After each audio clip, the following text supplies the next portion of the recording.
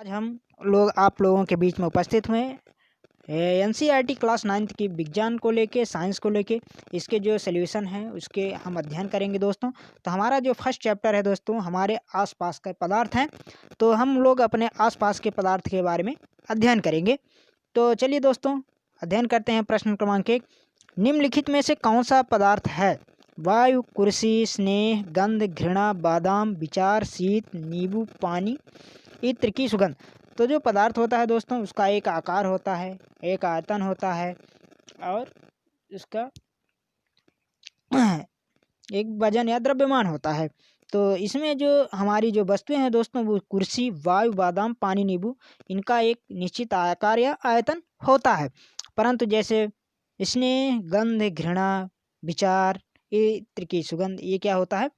एक अनुभव की प्रक्रिया थी। इसको हम सिर्फ अनुभव कर सकते हैं, इसके अलावा कुछ नहीं कर सकते हैं, इसलिए ये हमारी पदार्थ नहीं है। निम्नलिखित प्रेक्षण के कारण बताइए। गरम गरम खाने की गंध कई मीटर दूर से ही हमारे या आपके पास पहुंच जाती है, लेकिन ठंडे खाने की महक लेने के लिए हमको उसके पास जाना पड़ता है। तो पदार्थ के कण निरंतर गतिशील होते हैं। ताप बढ़ने पर उनकी गतिज ऊर्जा बढ़ जाती है, जिसके कारण गर्म खाने की सुगंध जो होती है वो जल्दी दूर होने के पर भी हमारे पास पहुंच जाती है। परंतु ठंडे खाने में गतिज ऊर्जा जो होती है दोस्तों वो नगण्य होती है, क्योंकि उसमें ऊर्जा नहीं होता है। इसलिए हमको उसको महक लेने के लिए क्या करना पड़ता है? उसके पास जाना पड़ता है। स्विमिंग पूल में गोताखोर पानी काट पाता है, इससे पदार्थ का कौन सा गुण प्रेक्षित होता है? पदार्थ के कण एक दूसरे को आकर्षित करते हैं और इस आकर्षण बल का सामर्थ्य प्रत्येक पदार्थ में अलग अलग होता है। जल के कणों में आकर्षण बल कम होता है, जिसके कारण क्या होता है? गोताखोर उसे आसानी से अपने हाथ पैरों से चलाकर काट लेता है, जिसके उसके आकर्षण बल टूट जाता है और पानी को आसानी से काट पाता है। पदार्थ के कणों की क्या विशेषता होती है? तो पदार्थ के कणों की विशेषताएं जो होती है दोस्तों निम्नलिखित हैं। इनके बीच क्या होता है? रिक्त स्थान होता है। ये निरंतर गतिशील होते हैं, इनमें गतिज ऊर्जा होती है। ये परस्पर आकर्षित रहते हैं, एक दूसरे को जो पदार्थ के कण होते हैं वो आकर्षित करते हैं, जिसके कारण वो संबंधित या एक निश्चित आकार में रहते हैं। किसी तत्व के द्रव्यमान प्रति इकाई आयतन को घनत्व कहते हैं। घनत्व बराबर द्रव्यमान बटे आयतन होता है। बढ़ते हुए घनत्व के क्रम को निम्नलिखित को व्यवस्थित कीजिए। तो दोस्तों इसमें जो होता है हमारा, जिसके कण दूर दूर होते हैं तो उसका घनत्व कम होता है, जिसके कण पास पास होते हैं उसकी घनत्व ज़्यादा होता है। तो चलिए देखते हैं, जो गर्म वायु होती है उसका घनत्व कम होगा, सबसे ज़्यादा कम होगा। तो जो चिमनी का धुआं होता है दोस्तों, चिमनी का धुआं, उसका घनत्व सबसे कम होता है। फिर इसके बाद जो होगा आपका वायु होगा, वायु का भी घनत्व कम होगा। और रुई, इसके बाद रुई होती है, रुई का भी घनत्व कम होता है, क्योंकि उसके दबाने पर वो दब जाती है, स्पंजी होती है। फिर इसके बाद जल, जल को हम ज़्यादा अधिक मात्रा में नहीं दबा सकते हैं। फिर इसके बाद शहद और गाढ़ा होता है। फिर इसके बाद जो होता है लोहा, लोहा बहुत ज़्यादा कठोर होता है। ठीक है ना दोस्तों? चलिए बच्चों आगे देखते हैं। प्रश्न क्रमांक 2 का पदार्थ की विभिन्न अवस्थाओं के गुणों में होने वाला अंतर को सारणीबद्ध कीजिए। इसका उत्तर हम आप लोगों को बाद में बताएंगे दोस्तों। निम्नलिखित पर टिप्पणी कीजिए। दृढ़ता, संपीड़ितता, तरलता, बर्तन में गैस का भरना, आकार, गतिज ऊर्जा एवं घनत्व। दृढ़ता, दृढ़ता का मतलब होता है दोस्तों बाह्य बल लगाने पर पदार्थों का अपना आकार न बदलने की प्रवृत्ति क्या कहलाती है? दृढ़ता कहलाती है। ठोस पदार्थों में अत्यधिक दृढ़ता होती है, बाह्य लगाने पर ये टूट जाते हैं पर अपना आकार बदलते नहीं है। जैसे ईंट को, अगर ईंट को हम दबाएंगे तो अपना आकार नहीं बदलेगा, अगर ज़्यादा जोर से दबाएंगे तो वो टूट जाता है। तो चलिए संपीड़ितता देखते हैं। बाह्य बल लगाने पर पदार्थों का अपना आयतन बदलने की प्रवृत्ति क्या कहलाती है? संपीड़ितता। जैसे हम किसी पानी को ले लें और दबाएं या किसी बर्तन में डालें तो उसका आकार परिवर्तित हो जाता है, और गैस का आकार हमेशा परिवर्तित होता रहता है। तो गैसीय पदार्थों की संपीड़ितता सर्वाधिक होती है, एवं जो वायु जल की होती है उसकी संपीड़ितता थोड़ा कम होती है, और सबसे कम होती है वो ठोसों की। तरलता, पदार्थ के कणों को एक दूसरे से फिसलने के कारण बहने की प्रवृत्ति तरलता कहलाती है। जो तरल पदार्थ होते हैं जैसे पानी हो गया, इनके जो कणों में एक आकर्षण बल होता है वो बहुत कम मात्रा में होता है, जिसके कारण जब एक दूसरे के कण ऊपर आता है तो फिसलने लगते हैं, जिससे ये बहने की प्रक्रिया हो जाती है। इसे क्या कहते हैं? तरलता कहते हैं। तरलता का गुण पाया जाता है द्रव। बर्तन में गैस का भरना, गैसों के कण अनियमित रूप से हर दिशा में विचरण करते हैं तथा ज़्यादा ऊपर ज़्यादा ऊपर की ओर उठते हैं। इसलिए बर्तन में गैस भरने के लिए गैस को संपीड़ित किया जाता है। आकार, पदार्थ के कणों को क्रमित व्यवस्था उनका आकार कहलाता है। ठोसों का आकार निश्चित होता है, द्रव एवं गैस का आकार निश्चित नहीं होता है। वे उस बर्तन का आकार ग्रहण कर लेते हैं जिसमें उन्हें रखा जाता है। चलिए दोस्तों, गतिज ऊर्जा देखते हैं। गतिज ऊर्जा किसी पदार्थ में उनके गति के कारण जो ऊर्जा होती है उसे गतिज ऊर्जा कहते हैं। ठोस पदार्थ में गतिज ऊर्जा न्यूनतम, गैसों में अधिकतम और द्रव में गैस की अपेक्षा कम एवं ठोस की अपेक्षा ज़्यादा होती है। घनत्व, किसी पदार्थ में एकांक आयतन का द्रव्यमान उस पदार्थ का घनत्व कहलाता है। कुछ अपवादों को छोड़कर प्राय ठोसों का घनत्व अधिक एवं गैसों का घनत्व कम होता है और द्रवों का ठोस एवं गैस का मध्यमवर्ती होता है। कारण बताइए कि पूरी तरह उस बर्तन को भर देती है। कारण बताइए, गैस पूरी तरह उस बर्तन को भर देती जिसमें उसे रखते हैं। गैस के कण हर संभव दिशा में अनियमित रूप से तीव्र गति के कारण गैस पूरी तरह से उस बर्तन को भर देती है, क्योंकि उस गैस का जो होता है तो कणों के बीच आकर्षण बल बहुत कम होता है, जिसके कारण गैस के कण फैल जाते हैं, जिससे अगर थोड़ी भी मात्रा में गैस है तो उस पूरे बर्तन को कवर कर लेती है। कारण बताए, गैस बर्तन की दीवारों पर दबाव डालती है। गैस अपने कणों की तीव्र अनियमित गति के कारण बर्तन की दीवारों से टकराती है, जिसके फलस्वरूप दीवारों के प्रति एकांक क्षेत्रफल लगने वाले बल के कारण गैस बर्तन की दीवारों पर दबाव डालती है। कारण बताइए, लकड़ी की मेज ठोस कहलाती है। लकड़ी की मेज का आयतन आकार निश्चित होता है। इसके कणों की तरलता एवं संपीड़ितता जो होती है नगण्य होती है। इसमें लकड़ी के जो कण होते हैं उसके बीच आकर्षण बल बहुत अधिक होता है, इसीलिए लकड़ी की मेज जो होती है वो ठोस होती है। कारण बताइए, हवा में हम आसानी से अपना हाथ चला सकते हैं, लेकिन एक ठोस लकड़ी टुकड़े में हाथ चलाने के लिए हमें कराटे में दक्ष होना पड़ता है दोस्तों। जैसे कराटे वाले जो होते हैं लकड़ी वकड़ी को आसानी से तोड़ लेते हैं, पर हवा में हर कोई व्यक्ति हाथ चला लेता है। हवा के कण के मध्य जो आकर्षण बल होता है अत्यधिक रिक्त जो होते हैं स्थान बहुत ज़्यादा होता है एवं न्यूनतम परस्पर आकर्षण बल होता है, जिसके कारण हवा में हम आसानी से अपना हाथ चला सकते हैं। जबकि ठोस लकड़ी के टुकड़े के कण परस्पर अत्यधिक आकर्षण बल के कारण इनकी व्यवस्था अत्यधिक क्रमिक एवं दृढ़ता होती है। इसीलिए लकड़ी के टुकड़ों में हाथ चलाने के लिए अत्यधिक बल की आवश्यकता या कराटे में दक्ष होना पड़ता है। सामान्यतः ठोस पदार्थों की अपेक्षा द्रवों का घनत्व कम होता है, लेकिन अपने बर्फ के टुकड़ों को जल में तैरते हुए देखा होगा। पता लगाइए ऐसा क्यों होता है। सामान्यतः ठोस पदार्थों की अपेक्षा द्रवों का घनत्व कम होता है, लेकिन जल जब ठंडा होकर बर्फ बनता है तो उसके कणों के मध्य रिक्त स्थानों में वृद्धि हो जाती है, जिसके फलस्वरूप उसके आयतन में वृद्धि हो जाती है। अतः बर्फ का घनत्व जल के घनत्व से कम हो जाता है। फलस्वरूप बर्फ जल के ऊपर तैरता रहता है। क्या होता है कि बर्फ जो होता है उसके जब जमता है पानी तो उसके कणों के बीच में गैप हो जाता है, जिसके उसका आयतन उसका आकार बड़ा हो जाता है। जब आकार बड़ा हो जाएगा तो पानी के ऊपर तैरने लगता है। निम्नलिखित तापमान को सेल्सियस में बदलिए। तो दोस्तों क्या होता है सेल्सियस, 1 सेल्सियस बराबर होता है 273 के। ये परम ताप होता है, ये सेल्सियस है, ये के है, ये परम ताप है। अगर हमको 300 सेल्सियस को 300 सेल्सियस में बदलना है तो हमको इसके लिए सेल्सियस बराबर केल्विन माइनस 273 करना पड़ेगा।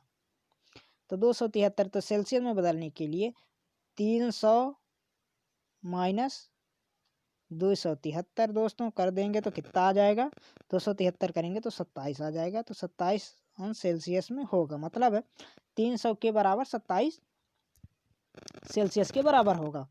और इसी तरह 573 को देख लेंगे दोस्तों, तो 573 के बराबर 573 हो जाएगा दोस्तों। तो 573 के बराबर सी बराबर हो जाएगा आपका के माइनस 273।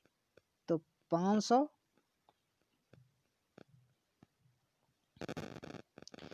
में हम घटा देंगे तो उसका आंसर आ जाएगा 300 दोस्तों। तो चलिए अगला क्वेश्चन है, निम्नलिखित तापमान पर जल की भौतिक अवस्था क्या होगी। जल की भौतिक अवस्था 250 अंश सेल्सियस पर जल की अवस्था जो होगी दोस्तों वो गैसीय अवस्था में, जो क्योंकि 100 अंश सेल्सियस पर जो होता है पानी जो होता है उबलना शुरू हो जाता है, वो द्रव से क्या होता है गैसीय रूप में परिवर्तित होने लगता है। 100 अंश सेल्सियस पर जल एवं द्रव गैसीय अवस्था में होता है, मतलब भाप के रूप में होता है, मतलब जल वाष्प के रूप में होता है। किसी भी पदार्थ की अवस्था परिवर्तन के दौरान तापमान स्थिर क्यों रहता है? अवस्था परिवर्तन के समय दी गई ऊष्मा उस पदार्थ में गुप्त ऊष्मा, प्रसुप्त ऊष्मा या छिपी हुई ऊष्मा के रूप में पदार्थ में निहित हो जाती है, जिससे पदार्थ का तापमान स्थिर हो जाता है। वायुमंडलीय गैसों को द्रव में परिवर्तित करने के लिए कोई विधि सुझाइए। वायुमंडलीय गैसों को द्रव में परिवर्तित करने के लिए हम उसका तापमान कम करेंगे तथा उस पर दबाव बनाएंगे, जिसके कारण गैस से द्रव में परिवर्तित हो जाएगा। गर्म शुष्क दिन में कूलर अधिक ठंडा क्यों करता है? गर्म एवं शुष्क दिन में वायुमंडल का तापमान अधिक एवं आर्द्रता कम हो जाती है, जिसके कारण वाष्पीकरण की दर बढ़ जाती है। फलस्वरूप कूलर अधिक ठंड करता है। गर्मियों में घड़े का जल ठंडा क्यों होता है? घड़े के रंध्रों में से होकर जल रिस रिस कर बाहर आता है, जिसके कारण वाष्पीकरण गर्मियों के में तापमान अधिक होने के कारण तीव्रता से होता है। वाष्पीकरण के लिए आवश्यक ऊष्मा घड़े के जल से ले ली जाती है, फलस्वरूप घड़े का जो जल होता है वो ठंडा रहता है। एसीटोन, पेट्रोल या इत्र डालने पर हमारी हथेली ठंड क्यों हो जाती है? एसीटोन, पेट्रोल या इत्र का क्वथनांक कम होता है, इनका वाष्पीकरण जल्दी हो जाता है। वाष्पीकरण के लिए हमारी हथेली से क्या होता है, ऊष्मा को अवशोषित करते हैं, जिसके कारण हमारी हथेली को ठंड महसूस होता है। कप की अपेक्षा प्लेट से हम गर्म दूध या चाय जल्दी क्यों पी लेते हैं? कप की अपेक्षा प्लेट में रखे गर्म दूध या चाय का सतह क्षेत्रफल अधिक होने के कारण वाष्पीकरण की दर अधिक हो जाती है, जिसके फलस्वरूप दूध या चाय जल्दी ठंड हो जाती है। इसलिए कप की अपेक्षा प्लेट या गर्म दूध या चाय जल्दी पी जाते हैं। गर्मियों में हमें किस तरह के कपड़े पहनने चाहिए? सफ़ेद, सूती और सफ़ेद कपड़े, क्योंकि गर्मियों में सूती और सफ़ेद कपड़े पहनने से हमारे पास जो प्रकाश आता है सूर्य का, उसको ज़्यादातर सफ़ेद कपड़ा परावर्तित कर देता है। चलिए दोस्तों, निम्नलिखित तापमानों को सेल्सियस इकाई में परिवर्तित कीजिए। इसका हम लोगों ने अध्ययन किया है, क्योंकि सेल्सियस बराबर होता है दोस्तों के -273 के बराबर सेल्सियस -273। तो इसमें आप लोगों को बताया गया है कि सेल्सियस बराबर होता है दोस्तों के -273। तो क्या हो जाएगा आपका सेल्सियस में बदलने के लिए? तो 300 -273 बराबर आ जाएगा 27 अंश सेल्सियस। और इसके बाद आप देखेंगे दोस्तों 573 को ही बदल दीजिए। 573 सेल्सियस में करिए इसको, तो 573 -273 बराबर आ जाएगा आपका 300 अंश सेल्सियस।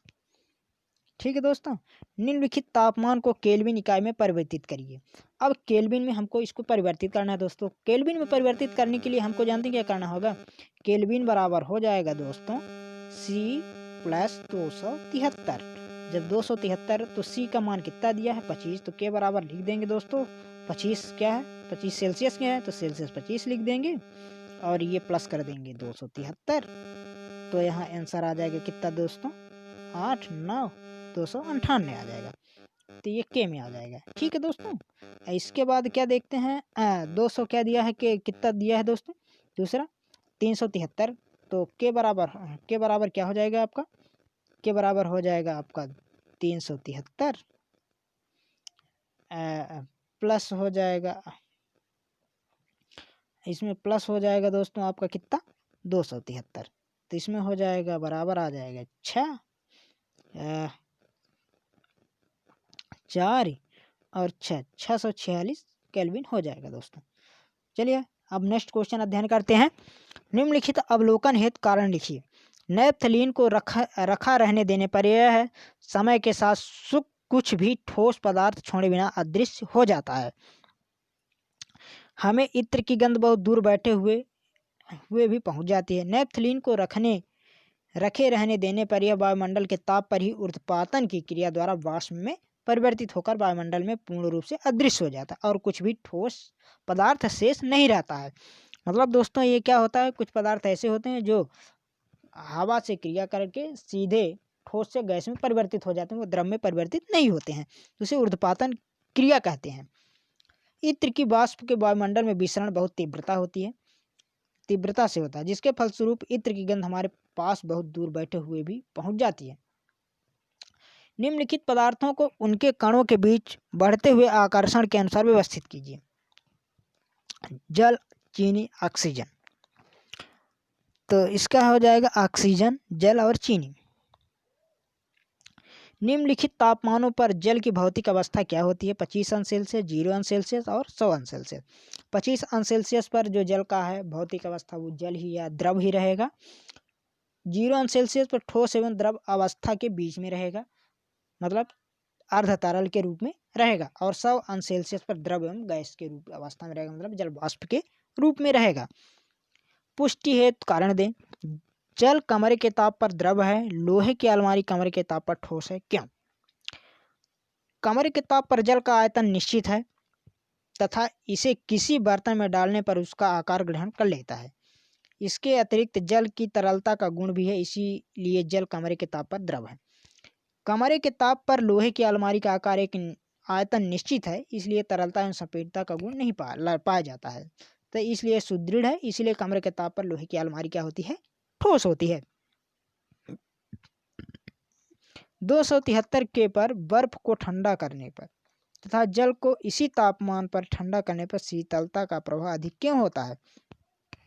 273 के पर जल की अपेक्षा इसी ताप पर बर्फ को गुप्त उष्मा के रूप में अतिरिक्त उष्मा की आवश्यकता होती है, इसलिए शीतलता का प्रभाव अधिक होता है। उबलते हुए जल अथवा भाप में से जलने की तीव्रता किसमें अधिक महसूस होती है? भाप में। निम्नलिखित में चित्र में A, B, C, D, E, F की अवस्था परिवर्तन को नामांकित कीजिए। संलग्न, वाष्पीकरण, संघनन और जमना एवं E ऊर्ध्वपातन, F ऊर्ध्वपातन। चलिए दोस्तों, बहुविकल्पी क्वेश्चन के आंसर देखते हैं। निम्नलिखित परिघटनाओं का कौन सा समुच्चय ताप बढ़ने पर बढ़ेगा? विसरण, वाष्पन, गैस का संपीड़न। वाष्पन गैसों का संपीड़न, विलेयता। वाष्पन विसरण, गैसों का प्रसार। तो इसमें जो होगा दोस्तों बढ़ने के लिए जो अगर हम ताप बढ़ाएंगे तो इसमें होगा, इसका आंसर हो जाएगा C। तो इसमें हो जाएगा वाष्पन, अगर ताप बढ़ाएंगे तो इस वाष्पन की क्रिया बढ़ जाएगी। जैसे गर्मियों के दिनों में प्यास हमें ज़्यादा लगती है क्योंकि वाष्पीकरण ज़्यादा होता है। गर्मियों में तालाब, नदी जल्दी सूख जाते हैं क्योंकि उसका क्या होता है, ताप के कारण वाष्पीकरण ज़्यादा होता है। और विसरण ज़्यादा होता है। गैसों में विसरण ज़्यादा होता है। ताप बढ़ने पर विसरण की प्रक्रिया बहुत तेज़ी से होती है क्योंकि गर्म वायु में गतिक ऊर्जा होती है। गैसों का प्रसार, यही गैसों का प्रसार भी ज़्यादा होता है दोस्तों। किसमें? अगर हम ताप बढ़ाएंगे तो गैसों का प्रसार ज़्यादा होगा। चलिए नेक्स्ट क्वेश्चन देखते हैं। सीमा ने एक प्राकृतिक गैस संपीड़न इकाई का निरीक्षण किया तथा पाया कि ताप एवं दाब की विशिष्ट परिस्थितियों में गैस की द्रवित किया जा सकता है। अपने अनुभव को मित्रों के साथ बांटते हुए वह भ्रमित हो गई। द्रवण की परिस्थितियों में सही समुच्चय को पहचानने के लिए मदद कीजिए।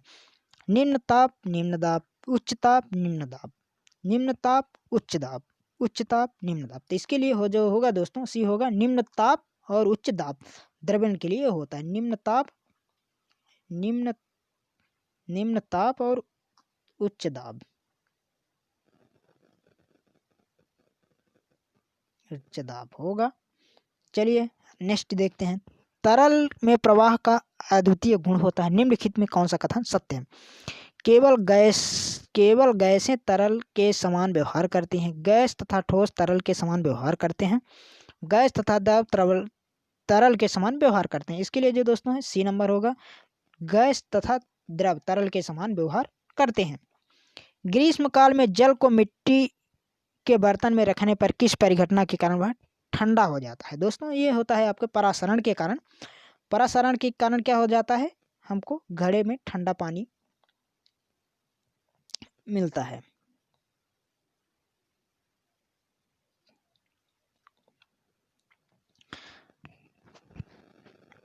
वाष्पन या वाष्पीकरण के कारण होता है। क्या होता है दोस्तों? परासरण के कारण होता है जल का बाहर आना और वाष्पन या विसरण के कारण हमारा घड़ा ठंडा बना रहता है। तो इसका सही आंसर होगा वाष्पीकरण।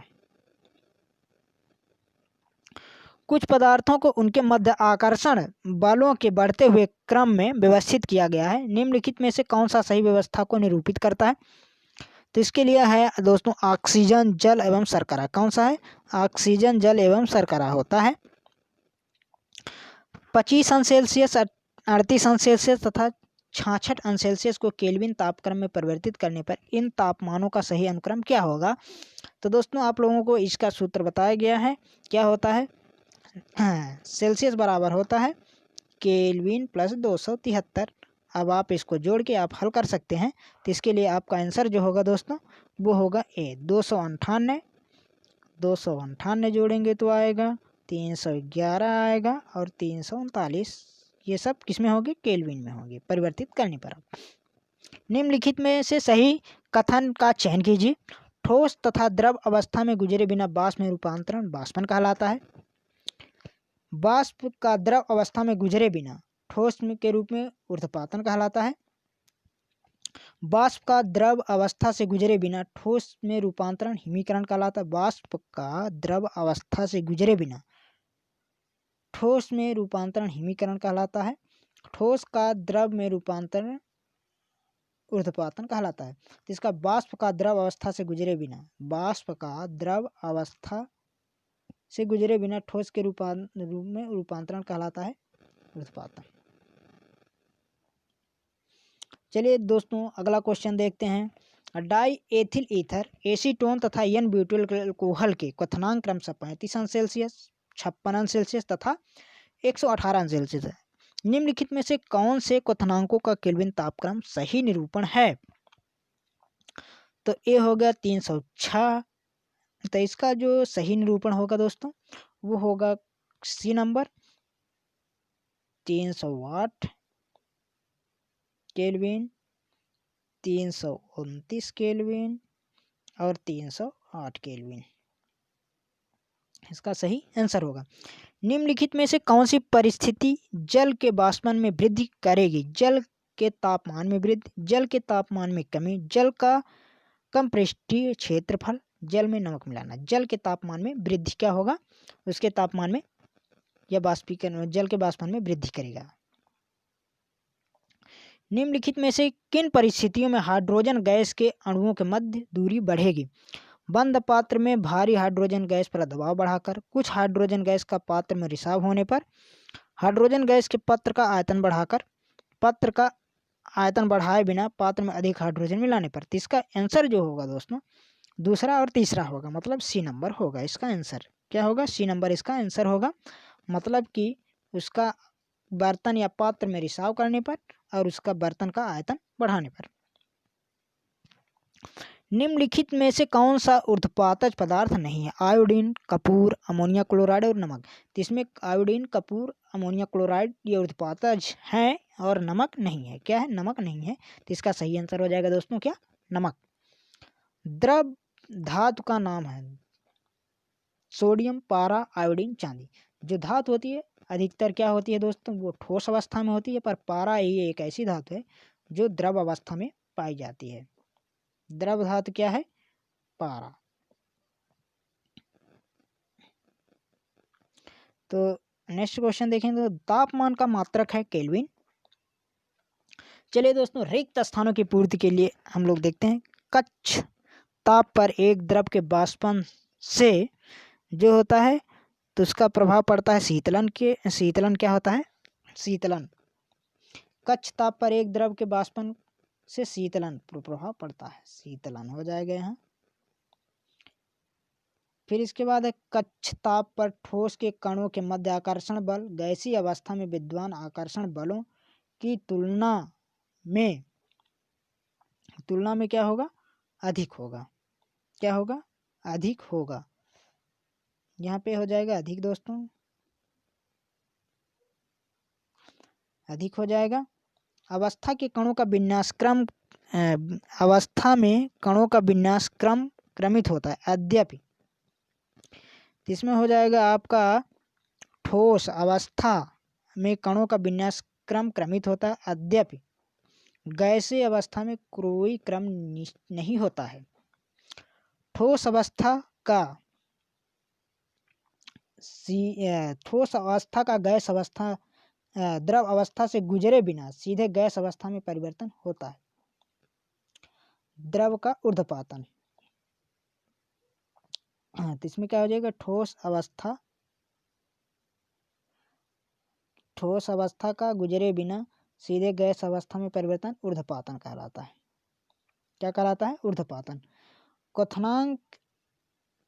क्वथनांक से कम ताप पर द्रव के वाष्प अवस्था में परिवर्तन की परिघटना क्या कहलाती है दोस्तों?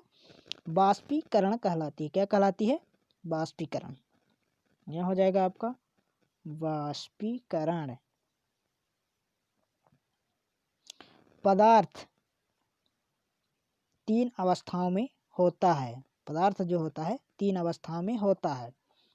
कितने अवस्थाओं में होता है? 3 अवस्थाओं में होता है। पदार्थ 3 अवस्थाओं में होता है। तापमान बढ़ने पर कणों में गतिज ऊर्जा अधिक है। तापमान बढ़ाने पर कणों की गतिज ऊर्जा अधिक होती है। पदार्थ में संपीड़ितता का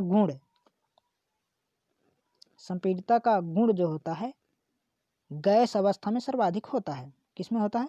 गैसीय अवस्था में सर्वाधिक होता है। किसमें होता है दोस्तों?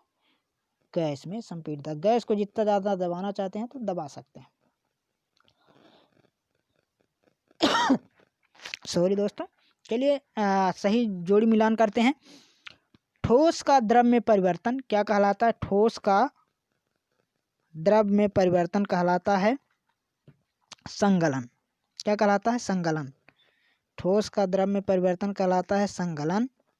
द्रव का गैस में परिवर्तन कहलाता है, द्रव का गैस में वाष्पीकरण। और ठोस का सीधे गैस में परिवर्तन कहलाता है ऊर्ध्वपातन। गैस का द्रव में परिवर्तन कहलाता है संघनन। और क्या है? द्रव का ठोस में परिवर्तन क्या कहलाता है दोस्तों? द्रव का ठोस में परिवर्तन जमना कहलाता है। ये हो गया आपका आंसर। चलिए दोस्तों, हम सत्य असत्य कथन के बारे में अध्ययन करते हैं। अशुद्ध जल 100 अंश सेल्सियस या 273 केल्विन ताप पर उबलता है। अशुद्ध जल, तो ये है क्या दोस्तों? असत्य है। ये क्या है? असत्य है। अवस्था परिवर्तन के समय स्थिर तापमान पर पदार्थ को दी गई ऊष्मा गुप्त ऊष्मा कहलाती है। सत्य है। पदार्थ के कणों के मध्य कोई भी रिक्त स्थान नहीं होता। असत्य है। क्या दोस्तों? होता है। पदार्थ के गुणों में के बीच में रिक्त स्थान होता है। ठोसों की संपीड़ितता नगण्य होती है। सत्य है। द्रव्य के तापमान का वाष्पीकरण की दर पर कोई प्रभाव नहीं पड़ता है। असत्य है। पड़ता है। एक शब्द में उत्तर लिखिए। दो विभिन्न पदार्थों के कणों का स्वतः मिलना क्या कहलाता है दोस्तों? विसरण कहलाता है। जब दो गैसीय पदार्थ दो विभिन्न पदार्थों कणों का स्वतः अपने आप मिलन हो जाता है, उन्हें क्या कहता है? विसरण कहता है। द्रव्य पदार्थ की वह अवस्था है जिसके आकार एवं आयतन दोनों निश्चित होते हैं। क्या कहलाती है? ठोस कहलाती है। जैसे ईंट, पत्थर या कोई ठोस पदार्थ हो गई जिसे हम छू कर सकते हैं या देख सकते हैं, उसका आयतन निश्चित होता है, जिसे हम दबाने से नहीं दबता है, वो ठोस कहलाता है। शुद्ध जल का क्वथनांक क्या होता है? 100 अंश सेल्सियस या 373 केल्विन होता है। शुद्ध बर्फ का गलनांक क्या होता है? शुद्ध बर्फ का गलनांक जो होता है दोस्तों 0 अंश सेल्सियस या 273 केल्विन होता है। अत्यधिक संपीड़ितता वाली द्रव्य की अवस्था कौन सी है? अत्यधिक संपीड़ितता वाली द्रव्य की अवस्था गैसीय अवस्था कहलाती है। अति लघु उत्तरीय प्रश्नों के बारे में अध्ययन करेंगे। चलिए दोस्तों, पदार्थ से क्या समझते हैं? उदाहरण दीजिए। पदार्थ विश्व में प्रत्येक वस्तु जिस सामग्री से बनी होती है तथा जिसमें द्रव्यमान एवं आयतन होता है वह पदार्थ कहलाती है। उदाहरण के लिए कार्बन, पारा, ऑक्सीजन, नमक, पानी आदि बहुत सारे हैं जो विश्व में सभी चीजें हैं, वो क्या है? पदार्थ हैं। पदार्थ की कितनी अवस्थाएं? तो उनके नाम मतलब प्रत्येक के उदाहरण दीजिए। तो दोस्तों, जो हमारे मुख्य रूप से अवस्थाएं वो 3 अवस्थाएं होती हैं। 3 अवस्थाएं हैं, ठोस, द्रव्य एवं गैस। और चौथी अवस्था भी माना गया जिसे प्लाज्मा अवस्था कहते हैं। चौथी अवस्था कौन सी दोस्तों है? चौथी होती है प्लाज्मा अवस्था। प्लाज्मा अवस्था होती है जो, तो ये क्या होती है? सेमी कंजर्वेटिव मतलब अर्ध ठोस, मतलब न ज़्यादा तरल होती है ना ज़्यादा वो होती है, उसे हम क्या कहते हैं, प्लाज्मा अवस्था। ठोस का उदाहरण हो गया दोस्तों लोहा, लकड़ी, लोहा, लकड़ी, बेड, टेबल, ईंट, पत्थर, ये सब क्या हो गए आपके ठोस हो गए। द्रव है जल, दूध, तेल, केरोसिन, पेट्रोल, डीजल, ये सब क्या हो गए आपके द्रव हो गए। गैस का उदाहरण दीजिए, हवा हो गया, ऑक्सीजन हो गया, नाइट्रोजन और धुआं हो गया, ये सब क्या होता है गैसीय उदाहरण। विसरण से क्या समझते हैं, उदाहरण सहित दीजिए उत्तर। विसरण, दो पदार्थ के कणों का स्वतः मिलना क्या कहलाता है, विसरण कहलाता है। उदाहरण, पानी भरे बीकर में स्याही की एक बूंद डालने पर वह संपूर्ण जल में फैल जाती है, ये क्या कहलाता है, विसरण कहलाता है। गलनांक से क्या समझते हैं, शुद्ध बर्फ का गलनांक कितना होता है। गलनांक, वह ताप जिस पर कोई ठोस द्रव अवस्था में परिवर्तित होता है उसे क्या कहते हैं, गलनांक कहते हैं। शुद्ध बर्फ का गलनांक जो होता है दोस्तों वो 0 अंश सेल्सियस या 273 केल्विन होता है। क्वथनांक से आप क्या समझते हैं, शुद्ध जल का क्वथनांक कितना होता है। क्वथनांक, वह स्थिर ताप जिस पर कोई द्रव्य वाष्प में बदलता है उसे क्या कहते हैं, क्वथनांक कहते हैं। शुद्ध जल का क्वथनांक 100 अंश सेल्सियस या 373 केल्विन होता है। गलन या संगलन की प्रसुप्त या गुप्त ऊष्मा को परिभाषित कीजिए। गलन की प्रसुप्त या गुप्त ऊष्मा वायुमंडलीय दाब पर 1 kg शुद्ध ठोस को उसके गलनांक पर द्रव में बदलने के लिए आवश्यक जो ऊष्मा लगती है उसे हम ठोस की गलन या प्रसुप्त ऊष्मा कहलाती है। वाष्पन की प्रसुप्त ऊष्मा को परिभाषित कीजिए। वाष्पन की प्रसुप्त ऊष्मा या वायुमंडलीय दाब पर 1 kg शुद्ध द्रव को उसके गलनांक पर वाष्प में परिवर्तित करने के लिए जितनी आवश्यक ऊष्मा लगती है उसे वाष्पन या प्रसुप्त ऊष्मा कहलाती है। वाष्पन या वाष्पीकरण से क्या समझते हैं, वाष्पन किसी द्रव को उसके क्वथनांक से नीचे तापमान पर स्वतः ही वाष्प में बदलने की घटना को क्या कहा जाता है, वाष्पीकरण कहलाता है। वाष्पन किसी, जैसे कोई द्रव हो गया यदि उसके क्वथनांक के नीचे भी तापमान है और उस तापमान पर स्वतः वह वाष्प में परिवर्तित होने लगता है तो उससे हम क्या कहते हैं, वाष्पन या वाष्पीकरण कहलाती है। जैसे 100 अंश सेल्सियस तापमान जो होता है वो क्या होता है, गैस का जल का क्वथनांक होता है। पर जो सामान्य तौर पर देखा जाता है गर्मियों के दिनों में या अन्य अवस्था में जैसे कपड़े का सूखना तो 100 अंश सेल्सियस तापमान नहीं होता, फिर भी वह कपड़ा सूख जाता है, तालाब सूख जाता है, तो इसका क्या होता है वह वाष्पीकरण, 100 अंश के नीचे भी उसका तापमान स्वतः उड़ने लगता है अपना।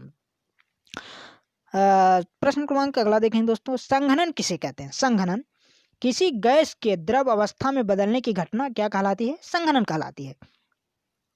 क्वथन से क्या समझते हैं, क्वथन किसी द्रव को गर्म करने पर उसके क्वथनांक पर उसके वाष्प में बदलने की घटना क्वथन कहलाती है।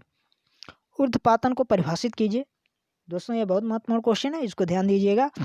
किसी ठोस पदार्थ को गर्म करने पर उसके बिना द्रव अवस्था में बदले सीधे गैसीय अवस्था में बदल जाने की घटना, अथवा किसी गैसीय पदार्थ को ठंडा करने पर बिना जल में बदले या द्रव में बदले वह ठोस में परिवर्तित हो जाती है, तो इस घटना को हम क्या कहते हैं, ऊर्ध्वपातन की क्रिया कहलाती है। चलिए दोस्तों लघु उत्तरीय प्रश्नों का अध्ययन करते हैं। ठोस के सामान्य गुण लिखिए।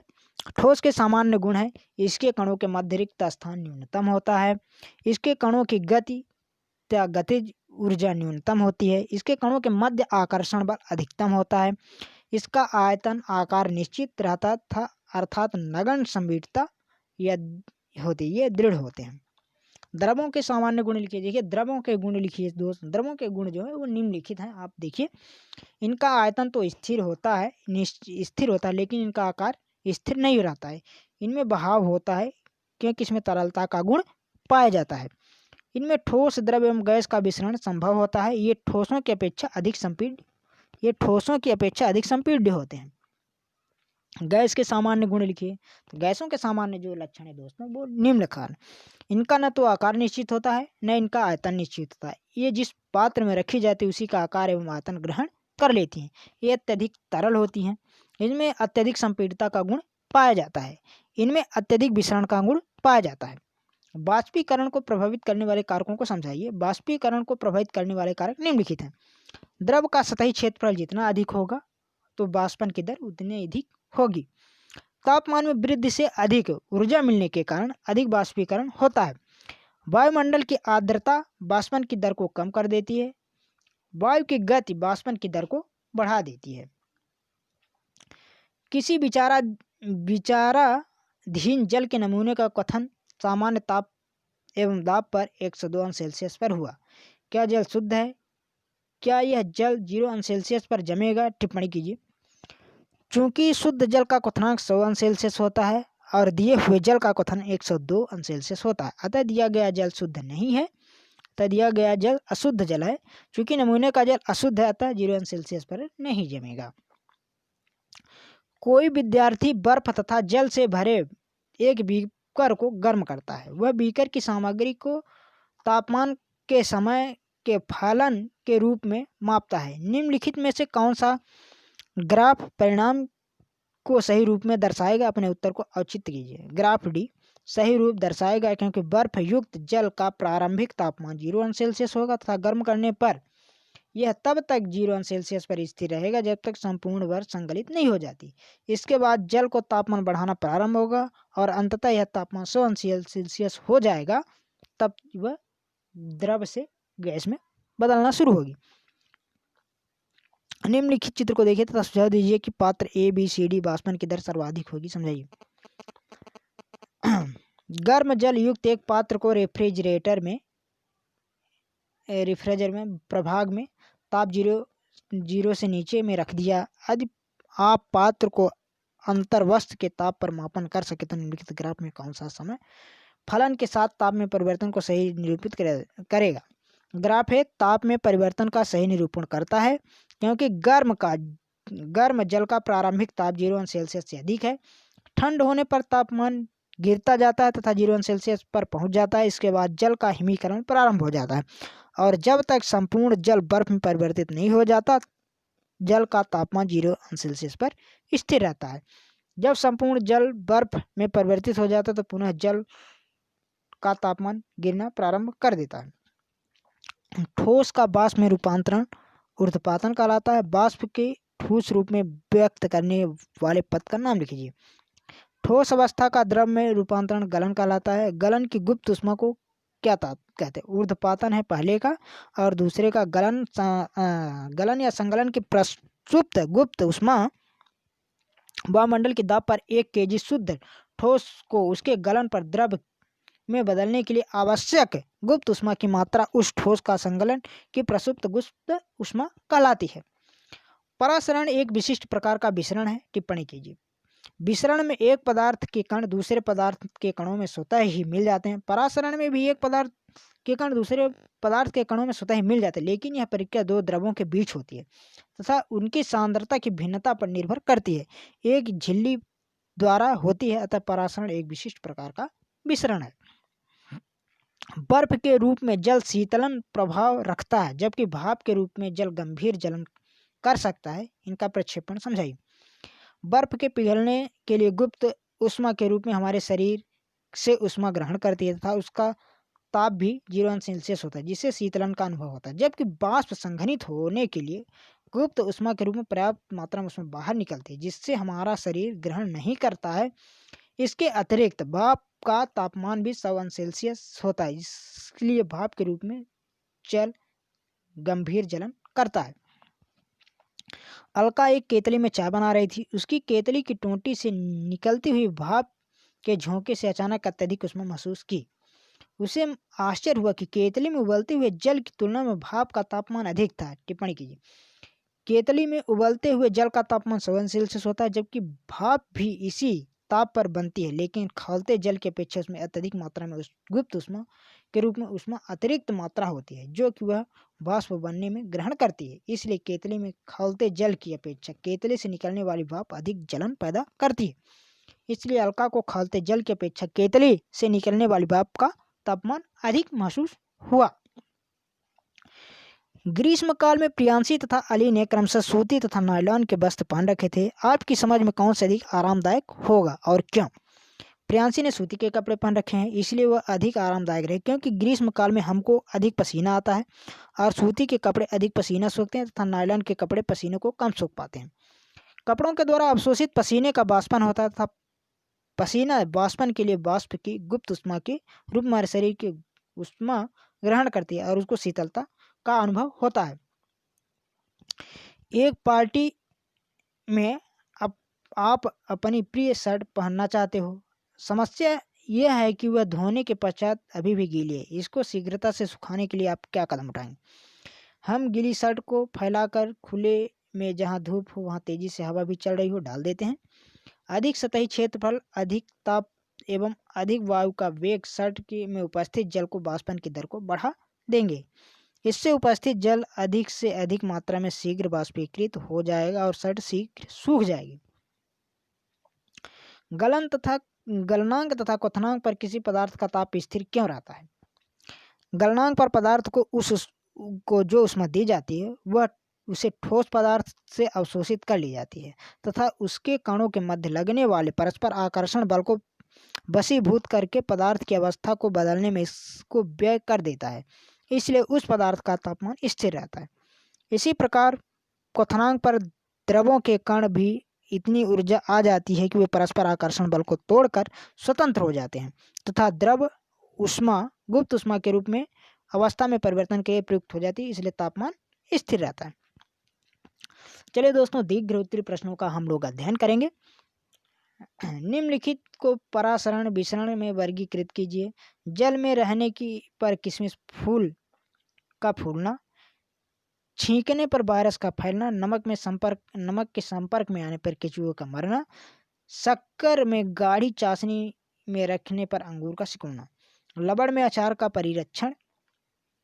देखिए, इसमें जो परासरण है, जल में रखने पर किशमिश का फूलना, जल में रखने पर किशमिश का फूल जाता है क्योंकि जो किशमिश के अंदर का द्रव होता है उसका सांद्रण अधिक होता है, जो बाहर जल है तो उसको अवशोषित कर लेता है।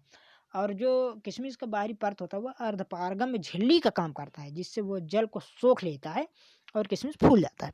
नमक के संपर्क में आने पर केंचुए का मरना, केंचुए के मरने के कारण मेन होता है उसके जो शरीर का पानी होता है पूरा बाहर आ जाता है, क्योंकि नमक का सांद्रण अधिक होता है और केंचुए के जो जल का अंदर होता है उसका सांद्रण कम होता है, तो उसके पूरे पानी को खींच लेता है नमक। शक्कर की गाढ़ी चाशनी में रखने पर अंगूर का सिकुड़ना, जब अगर हम शक्कर की गाढ़ी चाशनी है तो जो आपके उसका अंगूर का रस के सांद्रण है उस कम हो जाता है और जो चाशनी है उसका सांद्रण ज़्यादा हो जाता है, जिससे अंगूर के जो अंदर का जल होता है उसको खींच लेता है, जिससे अंगूर क्या हो जाता है, सिकुड़ जाता है। श्वसन के दौरान जल में घुली ऑक्सीजन का जलीय प्राणियों के द्वारा उपयोग जो होता है क्या होता है दोस्तों, ये भी परासरण कहलाता है। विसरण, छींकने पर वायरस का फैलना क्या कहलाता है, विसरण कहलाता है। और लवण में अचार का परिरक्षण भी विसरण कहलाता है। सेक को सेंकने पर उसकी गंध को पूरे घर में फैलना भी विसरण कहलाता है। निम्नलिखित कथनों पर टिप्पणी कीजिए। वाष्पन शीतलन उत्पन्न करता है। वाष्पन शीतलन उत्पन्न करता है। वाष्पन के दौरान गुप्त उष्मा के रूप में कम हुई ऊर्जा को पुनः प्राप्त करने के लिए द्रव के कण आस पास से उष्मा का अवशोषण करते हैं। इस कारण आसपास का तापमान कम हो जाता है, इसलिए वाष्पन शीतलन उत्पन्न करती है। और आर्द्रता बढ़ाने पर एक जलीय विलयन में वाष्पन की दर बढ़ती है। तो दोस्तों क्या होता है, वाष्पन जो बढ़ाने पर क्या होता है, जल वायु की आर्द्रता बढ़ती है तो उसमें जल वाष्प की मात्रा बढ़ जाती है और वायु में जल वाष्प की और अधिक अवशोषण की क्षमता कम हो जाती है। फलस्वरूप विलयन के वाष्पन की दर घटती है। तीसरा नंबर देखते हैं, स्पंज यद्यपि संपीड्य है फिर भी एक ठोस है। स्पंज में बहुत सारे छोटे छोटे छिद्र होते हैं जिससे वायु का समावेश होता है। जब हम इसे दबाते हैं तो वायु बाहर निकाल देती है, जिससे इसका संपीड़न होता है, लेकिन इसमें तरलता का गुण नगण्य होता है, अर्थात ये बहते नहीं हैं, चाहे इन्हें कहीं भी रखा जाए, लेकिन इनका आयतन एवं आकार स्थिर रहता है, इसलिए स्पंज ठोस होता है। धन्यवाद दोस्तों। कैसी लगी आज की वीडियो, शेयर करें, लाइक करें, कमेंट करें और अपना सिलेबस कंप्लीट करने के लिए हमारे इस स्टडी एजुकेशन 93 चैनल को सब्सक्राइब करें और अपना पूरा सिलेबस कंप्लीट करें। धन्यवाद।